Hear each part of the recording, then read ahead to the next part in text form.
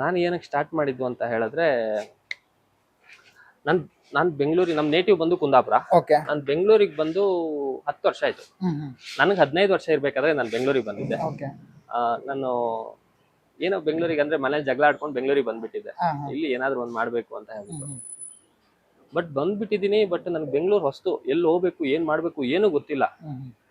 ಒಂದ್ ಕಡೆ railway station ಅಲ್ಲಿ ಮಲಗ್ತಾ ಇದ್ದೆ, ಅಲ್ಲಿ ಇಲ್ಲಿ ಅವ್ರ ಹತ್ರ ಕೇಳ್ಕೊಂಡು ಊಟ ಊಟ ಮಾಡ್ತಾ ಇದ್ದೆ. ಬಟ್ ಅವಾಗಿನ ಪರಿಸ್ಥಿತಿ ನೋಡ್ತಾ ಇದ್ದೆ, ಅಕ್ಕಪಕ್ಕದಲ್ಲಿ ತುಂಬಾ ಜನ ಮಲಗಿರ್ತಾ ಇದ್ರು.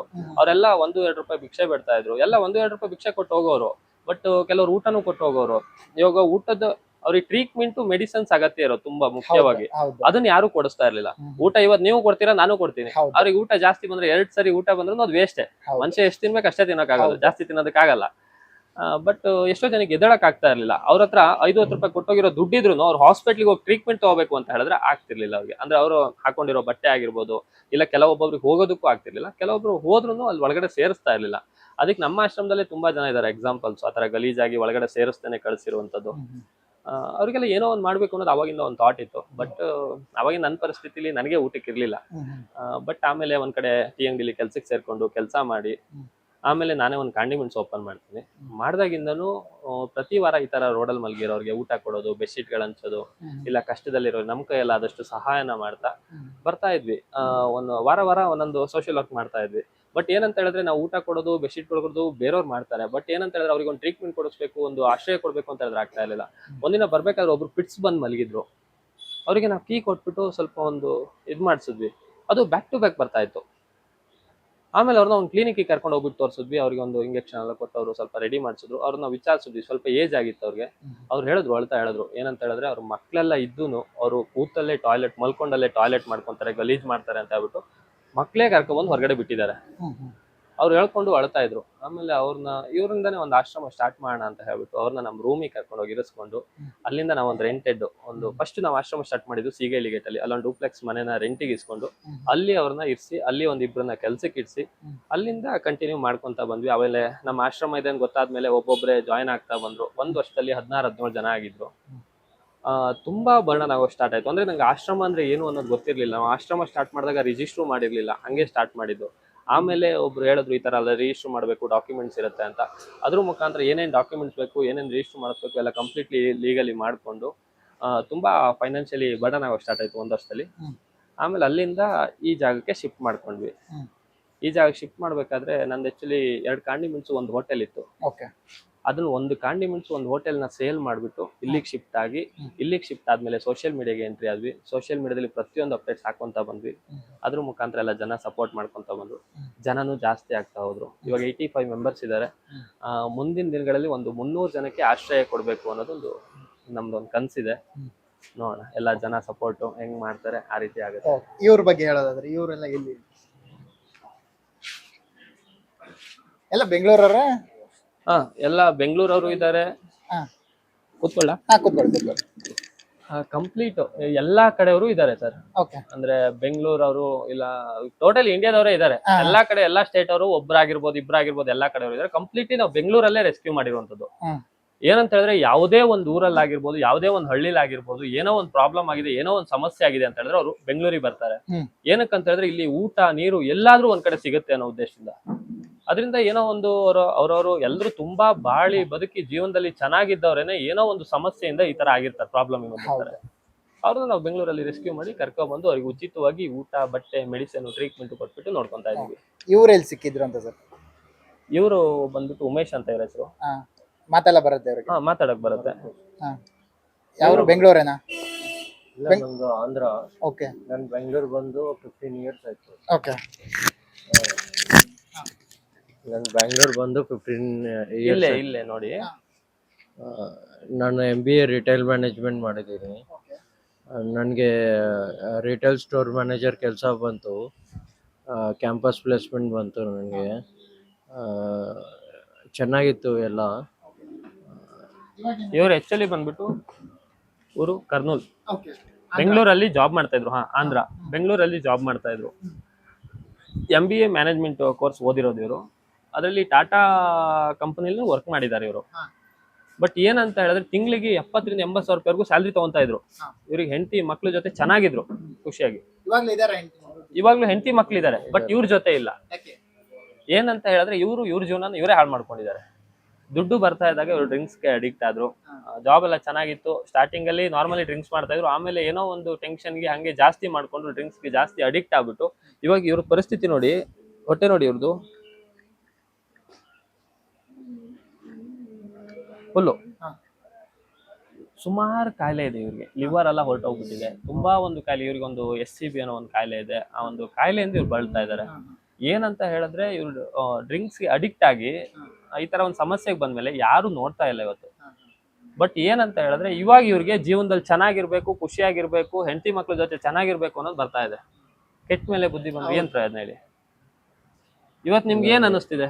ನಮಗೆ ಎಕ್ಸ್ಪೀರಿಯನ್ಸ್ 16 years ಎಕ್ಸ್ಪೀರಿಯನ್ಸ್ ಇದೆ ರಿಟೇಲ್ ಮ್ಯಾನೇಜ್ಮೆಂಟ್.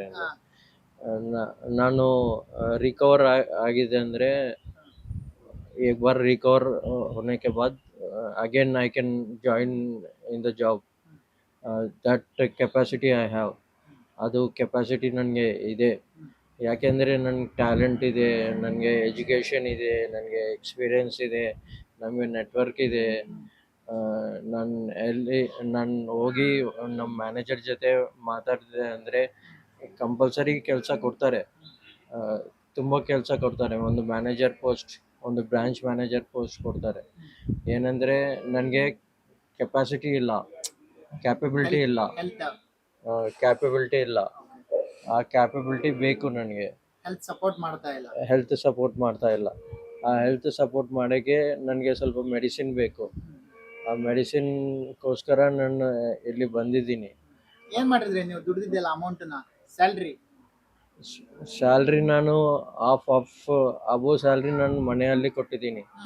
ನನಗೆ 80,000 ಕೊಟ್ರೆ ನಮ್ಮ ಫಾದರ್ಗೆ ಸ್ವಲ್ಪ, ನಮ್ಮ ವೈಫ್ಗೆ ಸ್ವಲ್ಪ, ಸ್ಕೂಲ್ ಫೀಸ್ ಸ್ವಲ್ಪ, ಎವ್ರಿ ವೀಕೆಂಡ್ ಸಾಟರ್ಡೆ ಸಂಡೇ ಆಚೆ ಕರ್ಕೊಂಡು ಹೋಗ್ತೀನಿ. ಅದು ಕ್ಯಾಬ್ ಬುಕ್ ಮಾಡಿ ಕರ್ಕೊಂಡು ಹೋಗ್ತೀನಿ. ನಮ್ಮ ಮಕ್ಕಳಿಗೆ ಏನು ಕಮ್ಮಿ ಮಾಡಿಲ್ಲ. ಇವತ್ತು ಇವಾಗ ನೀವು ಮನೆಯವ್ರಿಗೆಲ್ಲ ಮಾಡಿದ್ದೀರಲ್ವಾ ಸರ್? ಮನೆಯವ್ರಿಗೆ ನೀವು ದುಡಿತಾ ಇದ್ದಾಗ ಎಲ್ಲ ಕೊಟ್ಟಿದ್ದೀರಾ, ಅವ್ರಿಗೆ ಶಾಪಿಂಗ್ ಮಾಡಿಸಿದ್ದೀರಾ, ಅವ್ರಿಗೆ ಖರ್ಚಿಗೆ ಕೊಟ್ಟಿದ್ದೀರಾ. ಇವತ್ತು ಅವ್ರು ನಿಮ್ಮನ್ನ ನೋಡ್ತಾ ಇಲ್ವಲ್ಲ? ಯಾಕೆ ನೋಡ್ತಾ ಇಲ್ಲ ಅಂದರೆ ಅದು ಒಂದು ಟೆಸ್ಟ್ ಸರ್, ಅಷ್ಟೇ.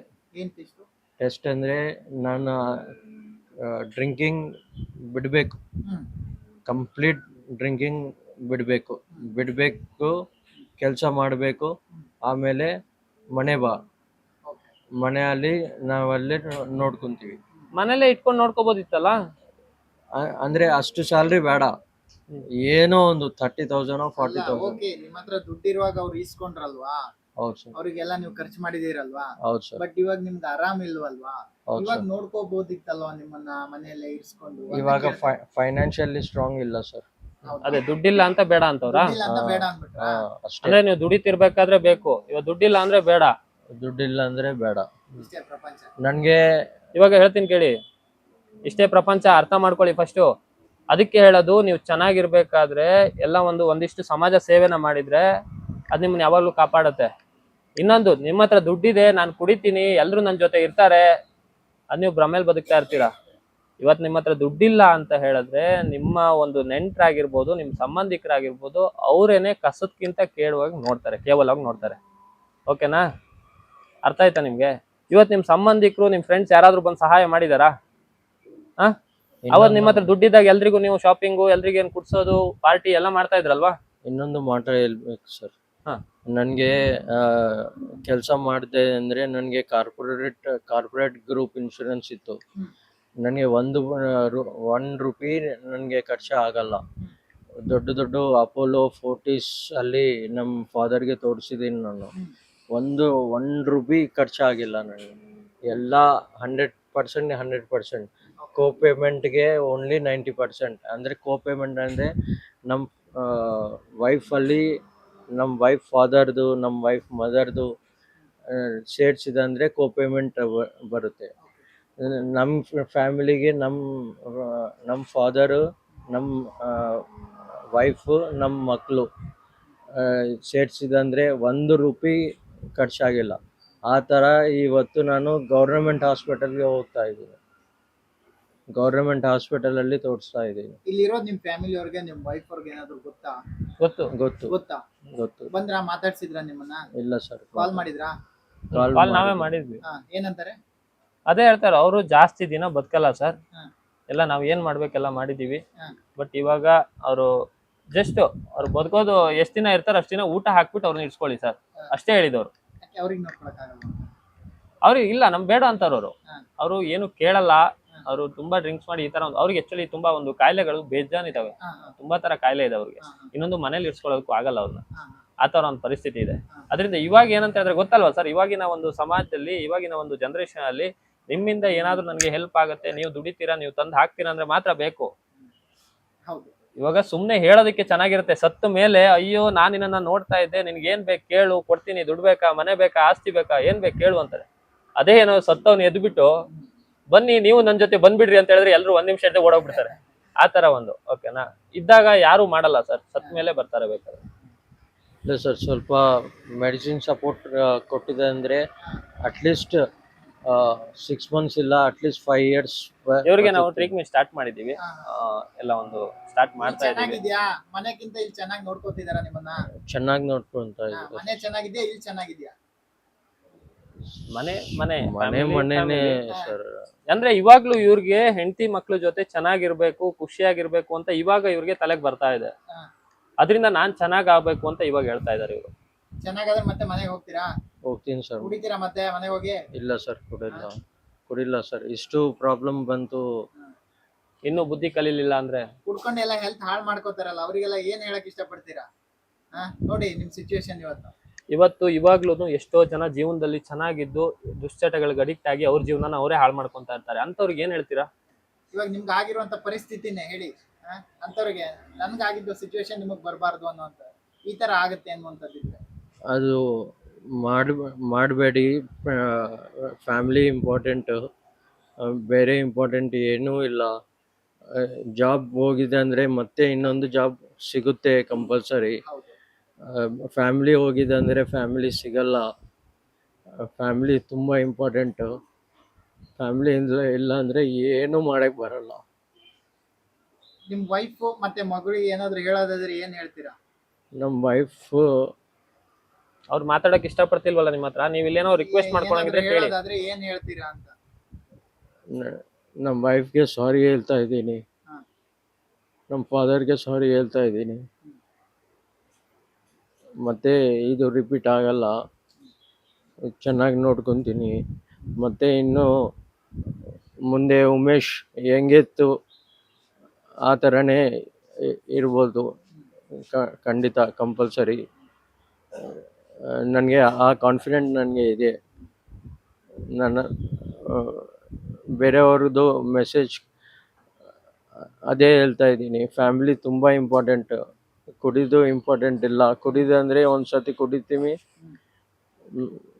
ಹುಚ್ಚದಲ್ಲಿ ಹೋಗುತ್ತೆ, ಅದು ಅಷ್ಟೇ, ಏನೂ ಬರಲ್ಲ. ಫ್ಯಾಮಿಲಿ ಎಲ್ಲ ಇದು ಆಗುತ್ತೆ. ಬೇಡ, ಕುಡಿದು ಬೇಡ ಅಷ್ಟೇ. Thank you. ಆರಾಮಾಗಿ ಹೆಲ್ತ್ ಚೆನ್ನಾಗಿ ನೋಡ್ಕೊಳ್ಳಿ.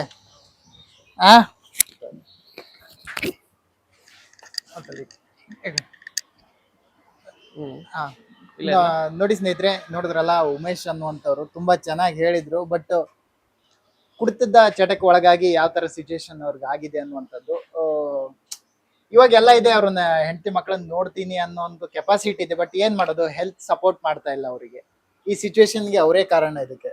ಇನ್ನಾದ್ರೂ ಕುಡಿಯೋದ್ ಬಿಡಿ, ಸರಿನಾ? ಹೆಲ್ತ್ ಚೆನ್ನಾಗಿ ನೋಡ್ಕೊಳ್ಳಿ. SS ಟಿವಿ, ಸಿನಿಮಾ ಜಗತ್ತಿನ ಕ್ಷಣ ಕ್ಷಣದ ಸುದ್ದಿಯೊಂದಿಗೆ.